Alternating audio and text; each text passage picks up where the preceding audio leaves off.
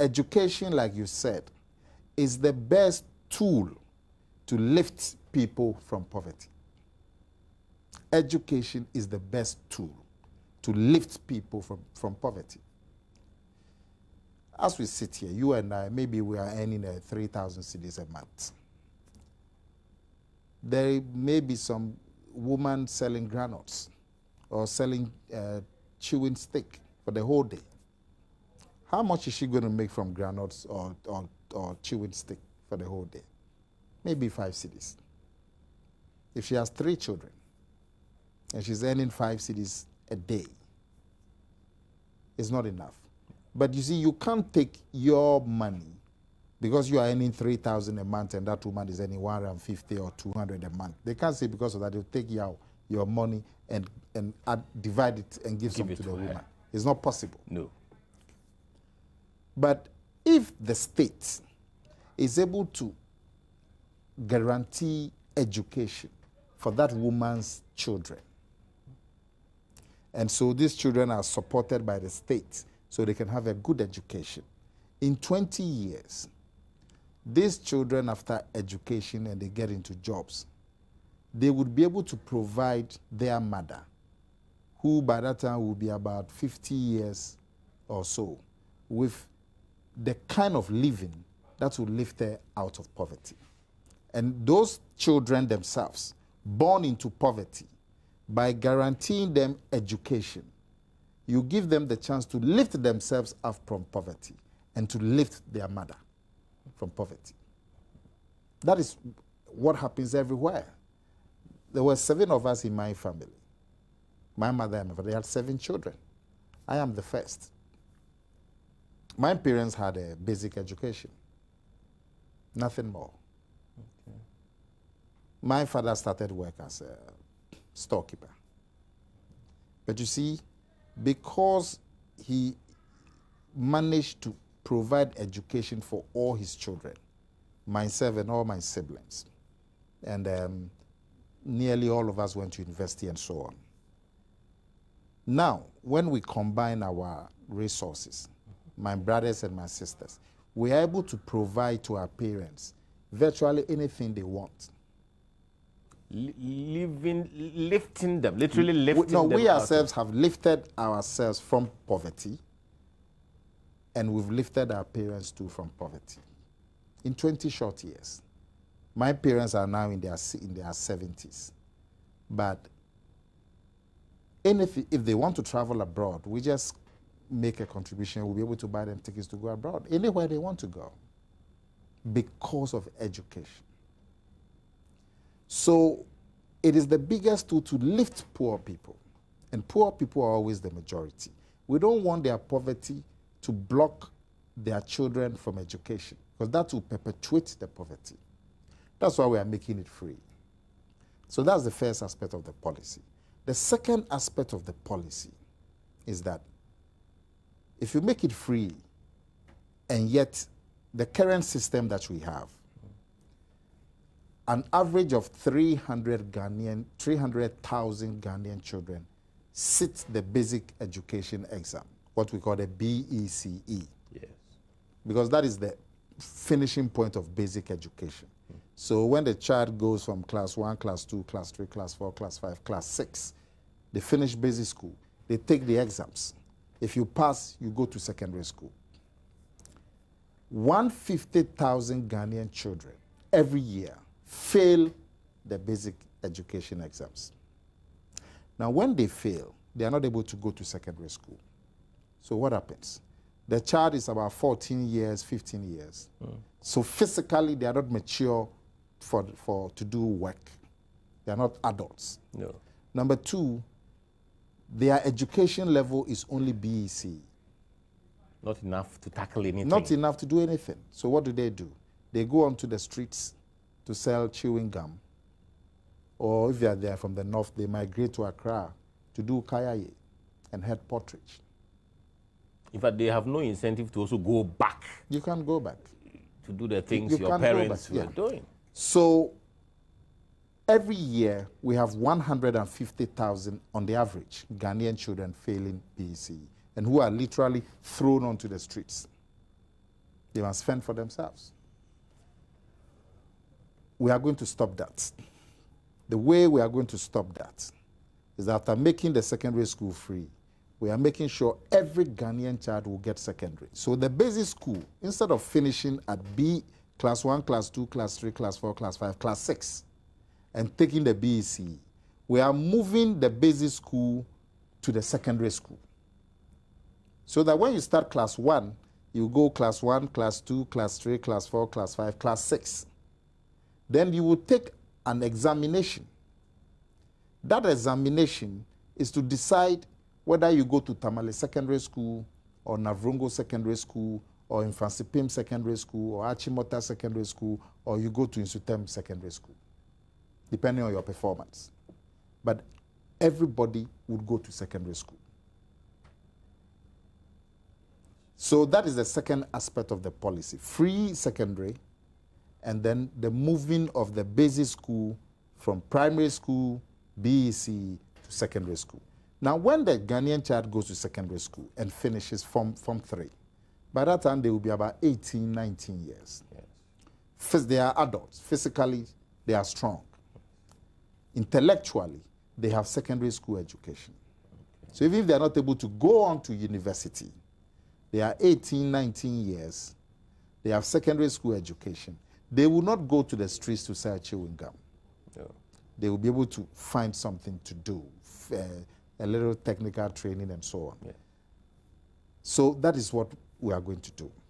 Now people say, oh, the cost. We have done the costing very carefully. Before you go into the costing, that secondary level, I assume, includes the training and the technical schools and the vocational schools. Are all at that level. All the public secondary school, technical school, vocational school are all included. They will all be free. Yes, they will all be free. Mm. Now, the cost, it's not much at all. It is just a matter of political choice and leadership. Okay. That is what you need. We have made a choice that this will be the focus of our education expenditure, to provide free secondary school and to provide secondary school education for every Ghanaian child. Okay. So we would put the resources behind it. Now, I have in my hand a small table that shows us the cost. Mm. Now, people talk about, what is the infrastructure? Because if you are going to move all these children, all the 300 who will take the BEC, everybody will get secondary school. Then you must expand secondary school places by an extra 150,000. Yes. To be able to make the policy and more teachers. But as for the teachers, a quick one. It is still just resources that you have to put behind it. You have 60,000 graduates unemployed in this country. 60,000 graduates finish university unemployed. They are not going into teaching because, number one, the IMF and the World Bank have placed a ceiling on recruitment. So government is constrained in recruiting these people to go into teaching because of the IMF, World Bank conditionality. Number two, the teaching profession itself is not attractive enough. So a lot of these people are trying to read for the masters and to do MBA or finance and law and so on, because the teaching is not attractive enough. If you make the teaching attractive, with a little training, a lot of these 60,000 graduates who have been highly trained, university level, would go into teaching. So that's just one aspect. Now, people talk about the infrastructure. They say, oh, but how are you going to make the spaces available? You see, the common catchword for the policy is the free secondary school. But the more significant part of the policy is the movement of basic school from BEC to secondary school. That is even the bigger part of the policy. And when you look at the costing, in the first year, which is 2013 financial year, we would budget 750. I don't know if your cameras can zoom in on this figure. But in the first year, we would budget 754 million Ghana cedis. 754 million Ghana cedis. Out of this 754, 78 will go to pay for the fees for the first term, September to December 2013. The first term of the 2013-2014 academic year. The first term will fall in the 2013 financial year. So we'll budget for the first term of the 2013-2014, which is September to December 2013. We'll budget for it in the 2013 budget. Okay. Now, the total budget for the new reforms is 754, out of which only 78 will pay for the fees. The bulk of the money, 677 million, will go into expansion. Infrastructure. Infrastructure.